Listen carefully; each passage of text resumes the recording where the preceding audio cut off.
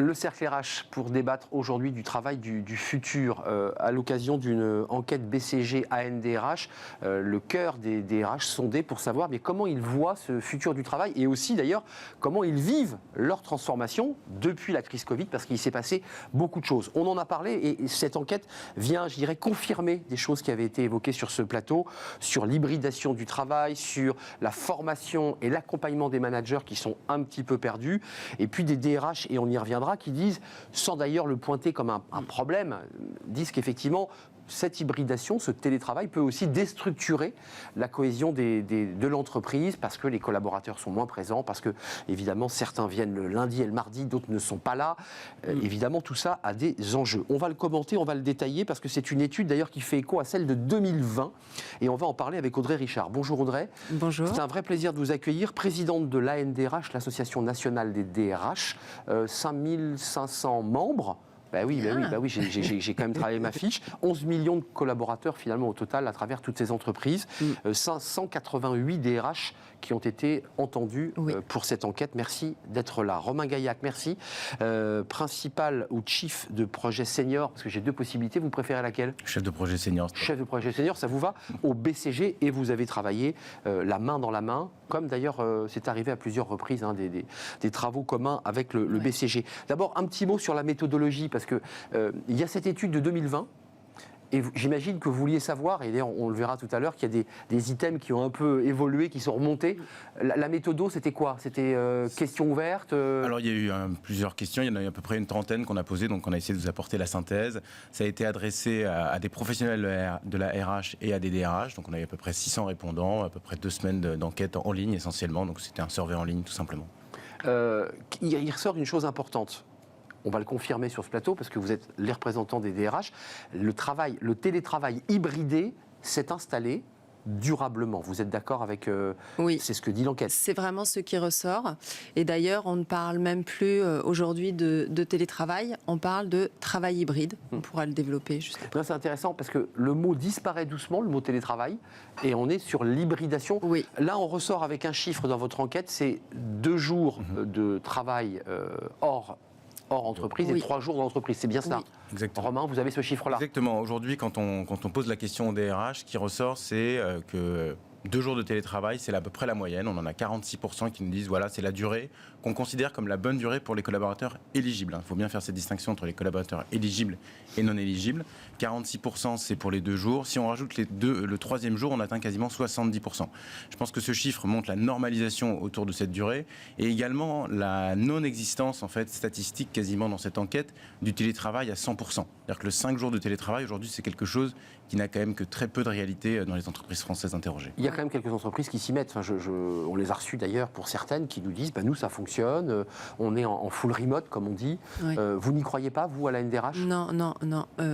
Dans l'enquête, on le voit bien. On a 1% de nos répondants qui nous parlent de full travail à la maison. Et ça, c'est quelque chose qu'on avait exprimé au préalable en disant les DRH considèrent que être 5 jours sur 5 à la maison, ça a des impacts et des conséquences néfastes. On le retrouve là, c'est vraiment une organisation du travail qu'on ne souhaite pas mettre en place. Et le 2 jours permet d'être davantage au travail qu'à la maison. Et ça, pour le collectif au travail, c'est vraiment très, très important. Je vous pose la question parce que je vous ai présenté comme la présidente de l'ANDRH, c'est comme ça qu'on vous connaît, mais vous êtes aussi DRH d'une grande entreprise. Et cette étude, elle montre quand même que les DRH ont vu leur fonction bouleversée. Est-ce que dans votre quotidien aussi de RH, de DRH d'une entreprise, vous avez vu votre métier se transformer ? Sur ces 2 années, il y a eu énormément de bouleversements et on voit que l'organisation du travail, le management a énormément évolué et c'est ce qu'on avait déjà fait ce constat, hein. On ne reviendra pas en arrière.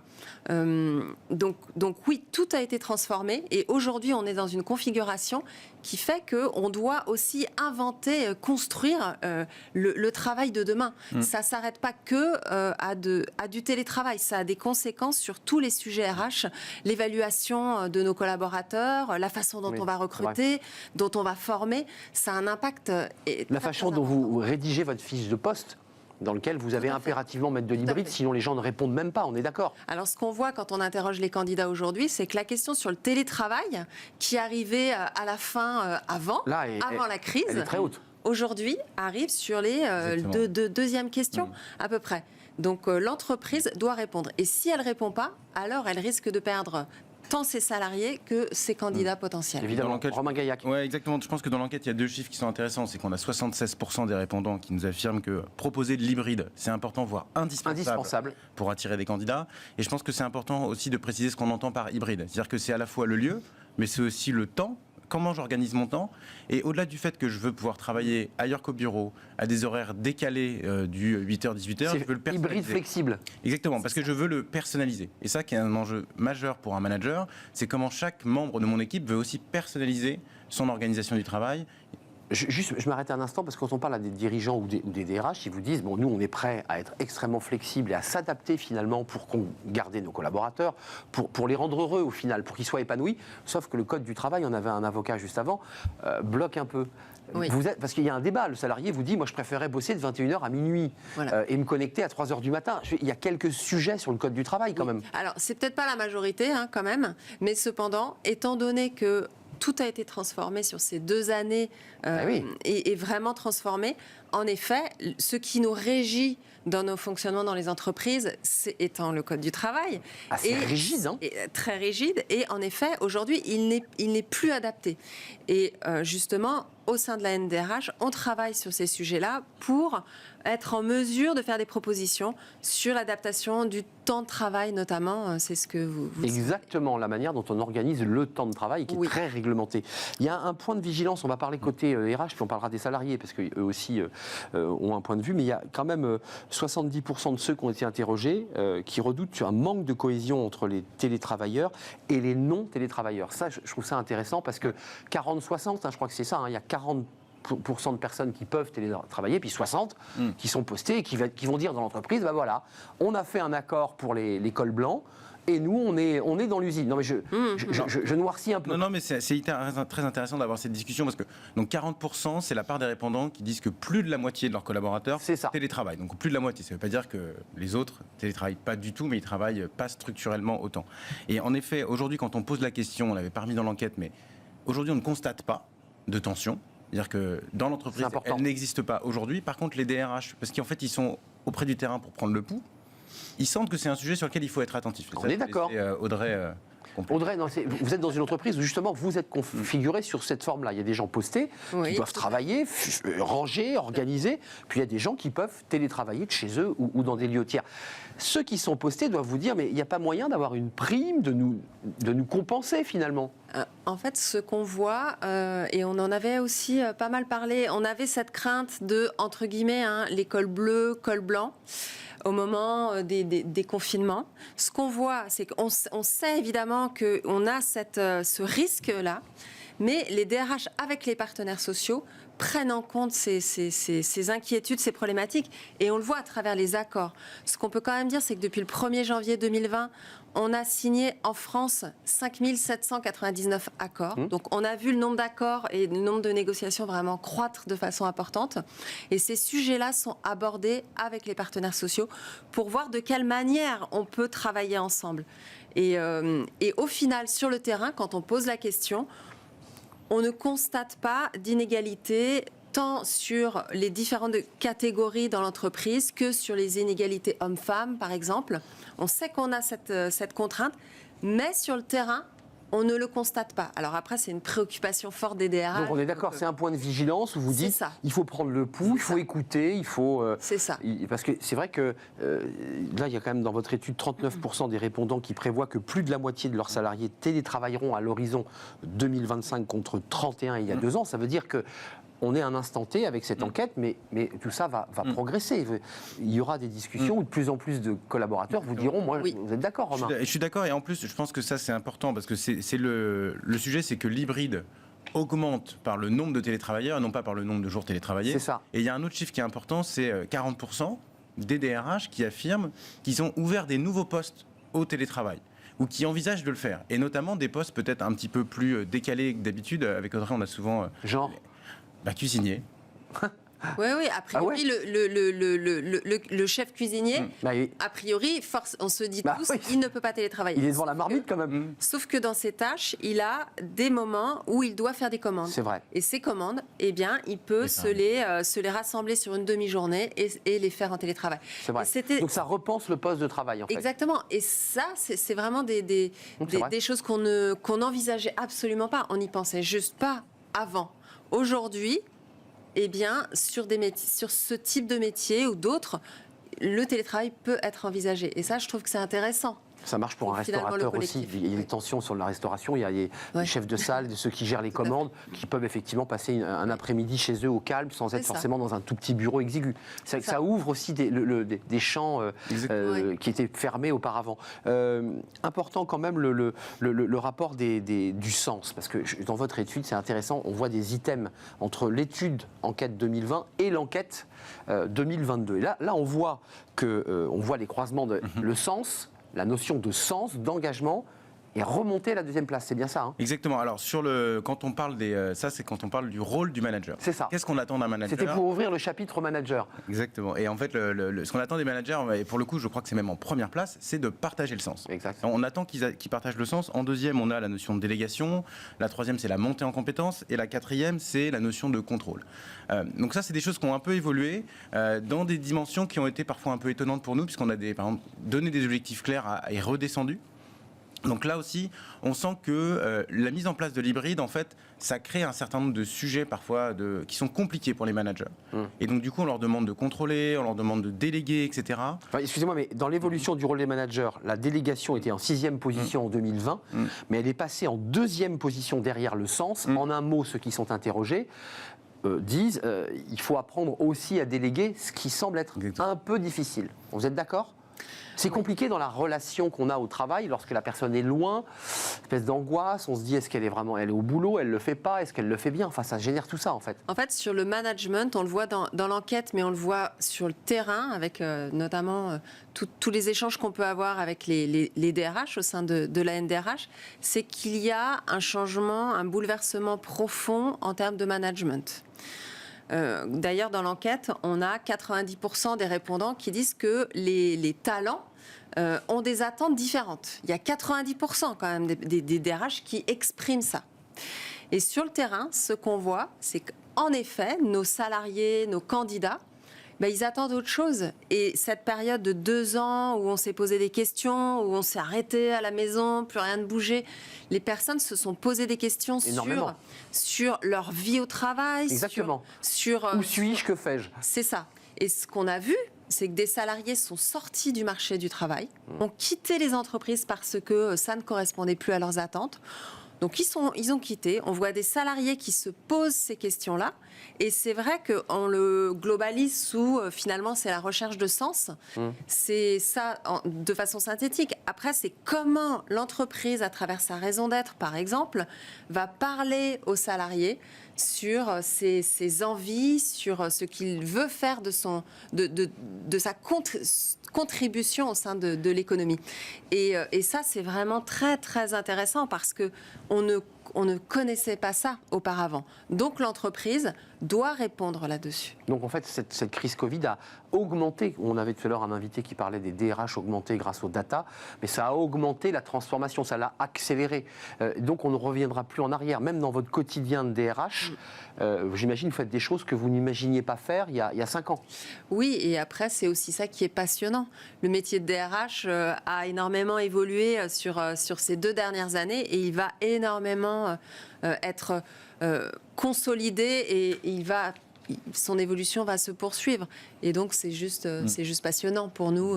On est au cœur. Et sur ce rôle de DRH, moi, ce que j'ai trouvé aussi très intéressant dans l'enquête, c'est un chiffre on a 60% des répondants et des répondantes qui affirment que le rôle des ressources humaines a gagné en poids et en influence. Clairement. Pendant ces 2 années-là. Pas de doute. Et c'est un point qui est très important parce que ça permet aussi de positionner la fonction RH pour aussi les grands chantiers de demain de l'entreprise. La transformation digitale, la mise en place de l'intelligence artificielle, les sujets d'inclusivité. On remet aussi les ressources humaines au cœur cœur de ce sujet-là, et non pas non plus simplement comme une fonction régalienne qui va gérer la paye, etc. C'est vraiment un sujet qui est clé. Oui, transversal à tous les enjeux de l'entreprise, de la RSE jusqu'aux enjeux de climat, de biodiversité, de transition. Juste le face-à-face entre l'entreprise qui est en train de reprendre ses marques et qui est en train de se relancer. Alors il y a la crise ukrainienne qui de nouveau disrupte, mais imaginons que cette crise Covid, on en sorte, l'entreprise repart, la croissance revient, mais elle a quand même en face d'elle, et vous avez en face, Audrey Richard, des salariés qui vous disent non, j'ai plus envie de travailler pareil. Qui va gagner dans le bras de fer? Parce que c'est installé objectivement un rapport de force entre les salariés, soit les candidats, soit les salariés. Et ça, vous le sentez. Oui. Vous êtes dans un rapport de force. Oui, aujourd'hui, on voit sur le terrain, et on en parle tous les jours, cette pénurie de main-d'œuvre dans tous les secteurs, dans toutes les zones, dans tous les territoires. Et donc ça veut dire que les branches professionnelles, elles se remettent aussi en question. Ça veut dire que les entreprises, elles se remettent en question. Il y a des choses à faire évoluer, des pratiques à faire évoluer, du management à faire évoluer.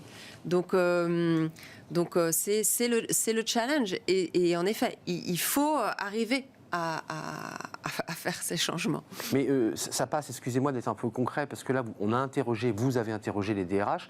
Alors, ils ont la main, ils sont au COMEX la plupart du temps, mais ça passe d'abord par le salaire ou ça passe par proposer des postes suffisamment attractifs en termes d'hybridation, de télétravail, de confort de vie.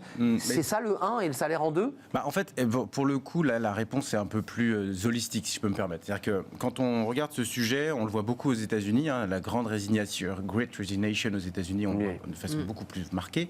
Ça pousse les entreprises à repenser globalement leur proposition de valeur employeur. C'est ça. Et donc dedans, on a en effet le pilier de la rémunération, mais on a aussi le pilier de l'organisation du travail, on a le pilier du contenu des missions, du modèle managérial, des espaces de travail. Ça joue, le manager, celui qu'on va avoir tous les jours. Évidemment. Et d'ailleurs, pour faire écho à une autre étude qu'on a menée BCG avec, pour le coup, la plateforme de freelance Malte, quand on parle aux freelancers, ils nous disent, en fait, moi, si je fais le choix d'être freelancer et donc de quitter le salariat, c'est parce que je peux choisir mes missions, parce que je peux choisir une mission qui a du sens pour moi, que je vais pouvoir choisir un client qui est aligné avec mes valeurs, etc. Et donc, ces sujets-là font qu'on a des collaborateurs qui quittent le salariat non pas pour ne rien faire, et pour choisir de travailler différemment. Donc c'est le rapport à la liberté, à l'indépendance et le fait de ne pas, pour le dire cash, un manager qui vient vous demander tous les quarts d'heure si vous avez envoyé le mail, pour le dire simplement. Oui, Romain a raison, on voit cette évolution et ça veut aussi dire que sur le job du DRH, il doit absolument ouvrir son écosystème avec des partenaires par exemple, mais ça c'est quelque chose de différent aussi. Il y a des points de vigilance quand même. Bon, ceux-là, on les avait identifiés. Vous les aviez identifiés pendant la crise Covid, mais il y a l'augmentation des risques psychosociaux. Ça, les DRH disent attention. On le voit en ce moment, des burn-out, des salariés un peu perdus. Ils sont perdus, les salariés, ou pas? Parce qu'il y a les salariés qui sont dans le rapport de force et qui sont un peu en situation d'avantage, qui ont pris un peu la main. Puis il y a quand même un certain nombre, vous devez peut-être aussi les croiser, qui sont un peu perdus, qui s'y retrouvent pas dans ce monde hybridé du futur. Oui, c'est pour ça qu'aujourd'hui, l'enjeu majeur, alors on en a plein, mais l'enjeu prioritaire, je dirais que c'est le collectif au travail.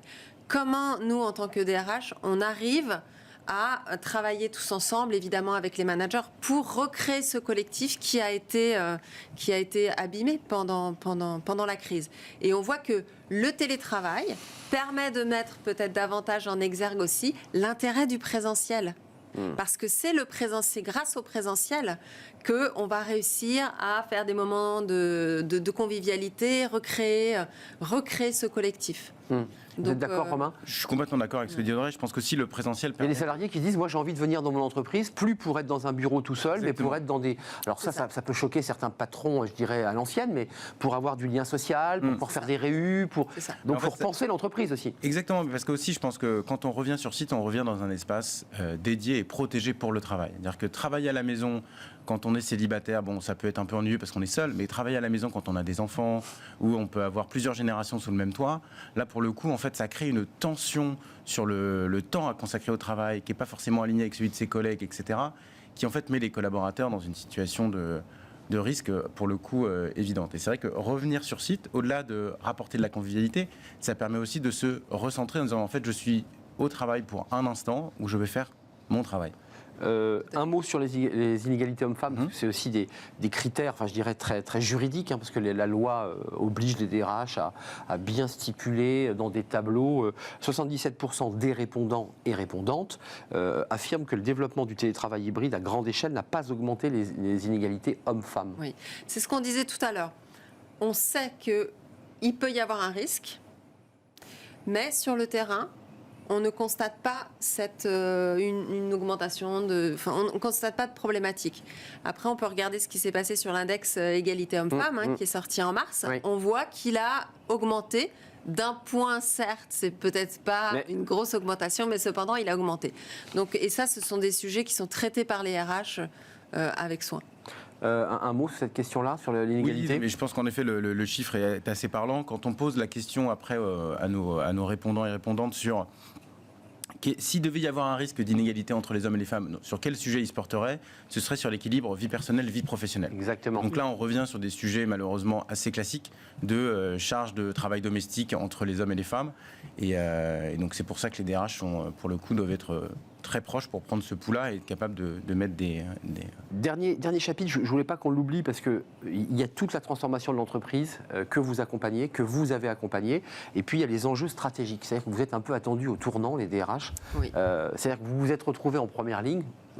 Voilà, sous la lumière. Et là, c'est vrai qu'il y a quand même pas mal de choses. Il y a des attentes.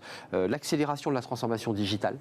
Juste d'un mot, c'est pour ceux qui nous regardent, c'est quoi la transformation digitale dans les services RH? Vous n'avez plus que des outils en algorithme, Romain? Alors là, en l'occurrence, dans l'enquête, on parle de la transformation digitale de l'entreprise. D'accord. On peut parler de la transformation digitale des fonctions RH. Vous avez sauvé Audrey Richard de cette question. Mais mais c'est exactement ce que je voulais souligner. Et la transfo digitale, elle vous impacte aussi, hein? Elle nous impacte de plein fouet. Ah ouais. Et ça veut dire que, en effet, le RH est là pour accompagner l'entreprise dans sa transfo digitale, qui est un objectif stratégique. Et si l'entreprise ne le fait pas, alors elle sort du marché. Donc, c'est être collé au business. Et en tout cas, en tant que DRH, c'est accompagner ces DG, ces présidents, pour que l'entreprise soit à la hauteur. Après, on peut aller regarder ce qui se passe dans les équipes RH en France. Alors dans l'entreprise, c'est 74%, et chez vous, chez les RH, la transfo digitale, elle est un peu plus bas. C'est pas tout à fait les mêmes items quand on interroge les RH ou quand on parle de l'entreprise. La question qu'on a posée, c'est vous des RH, quels sont les chantiers prioritaires de l'entreprise? Donc là, bien sûr, ressort transformation digitale. Après, on leur pose la question sur quel sujet vous considérez que vous comme leader. Et donc, en effet, sur la partie transformation digitale, ils se considèrent moins leaders que sur l'inclusivité, par exemple. C'est clair. Donc, parce que c'est des sujets qui sont parfois plus... Les organisations agiles, c'est-à-dire ce qu'on vient d'évoquer, là ils disent ça, c'est notre... Et l'inclusivité, c'est quelle définition que vous donnez, BCG NDRH? C'est pas uniquement l'accès des personnes handicapées à l'entreprise, non, c'est diversité plus large. Et inclusion. On est d'accord, parce qu'on utilise parfois ce mot Non, mais certains parlent de diversité et d'inclusion, et vous dites inclusion. Ça, c'est un autre enjeu. Et puis, il y a la réduction des coûts quand même à 39%. C'est-à-dire qu'au même moment, il faut aussi, je le redis, l'entreprise, il faut qu'elle relance son activité, qu'elle crée de la valeur. Bien sûr. Après, ce qui ressort vraiment, c'est que on a bien sûr nos sujets RH, mais ce qu'on voit là, ou en tout cas nous, le point d'attention qu'on a noté, c'est attention à rester collé au business, attention à ne pas perdre de vue que notre rôle, il est vraiment là. C'est un jeu d'équilibriste, hein. Et justement, on a été pendant 2 ans dans l'accompagnement de l'entreprise pour sa survie, sa poursuite d'activité. Attention à maintenir ce rôle de proximité avec nos dirigeants. Romain, pour conclure, le travail du futur, en quelques mots, ça serait quoi si on se projetait à 2025-2030, puisque c'est un peu l'idée que vous faites, vous allez refaire des enquêtes évidemment, ça serait quoi le travail du futur? Je pense que le travail du futur, il est déjà là, en réalité. On est dedans. Hein. On est dedans. Aujourd'hui, on va avoir, je pense, sur les prochaines années, des ajustements, mais si on n'a pas une deuxième crise qui arrive, et je ne le souhaite vraiment pas, je pense qu'on va avoir des ajustements en réalité plutôt à la marge, sur la façon de travailler, sur le fait qu'on va travailler 2 jours, 3 jours. Et maintenant, ce qu'il va falloir ancrer, c'est les nouvelles pratiques et s'assurer que tout ça se fait entre guillemets, pour le bien-être de tous et de toutes. Je pense qu'aujourd'hui, c'est vraiment une question d'alignement des intérêts de chacun. Vous militez aussi pour une agilité du Code du travail. Excusez-moi d'y revenir, mais on ne peut pas avoir des murs très épais à l'intérieur duquel tout le monde se dit agilité, flexibilité. Sauf que le cadre qui vous est imposé, ce sont des murs qui font 3 mètres d'épaisseur. Oui, oui, oui. Il y a un sujet quand même. Du côté de la NDRH, on va porter cela avec les DRH vraiment impliqués sur une modification, une évolution, pour que ça colle à la réalité d'aujourd'hui. Sans pour autant délaisser la qualité de travail, parce qu'il y a cet enjeu évidemment qui dit quand on touche au code du travail, c'est pas du tout. Enfin, j'imagine que l'esprit, c'est de garder la qualité de vie au travail, mais une certaine souplesse, rien que dans les horaires. Sinon, vous vous retrouvez hors la loi un coup sur deux, pour le dire simplement. Ouais. Un salarié peut se retourner en disant on m'a autorisé à le faire, alors que lui-même était demandeur de travailler en agilité. Vous êtes d'accord avec cette idée ou pas? Ou est-ce que vous êtes dans une position de neutralité au BCG sur le Code du travail? Moi, sur le Code du travail, je ne m'exprimerai pas. Vous êtes dans une position de neutralité. À découvrir cette enquête qui vient d'ailleurs faire écho à celle de 2020, ce qui vous permet de pouvoir comparer ce qui a évolué, ce qui a baissé, la notion de sens, on l'a évoqué, sur le travail du futur. 588 DRH interrogés de différentes taille d'entreprise, on ne l'a pas précisé, mais il n'y a pas que des grosses entreprises, il y a aussi des entreprises de taille moyenne. Merci à Audrey Richard d'être venue, présidente de la NDRH, et vous l'aurez compris, DRH par ailleurs, évidemment, dans son quotidien. Romain Gaillac, merci d'être venu, principal ou chef de projet senior, chef projet senior, je l'aurais bien dit, du BCG.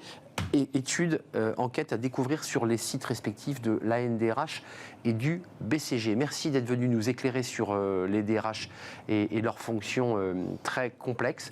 Et on termine par fenêtre sur l'emploi. On parle de recrutement. Bah oui, c'est logique.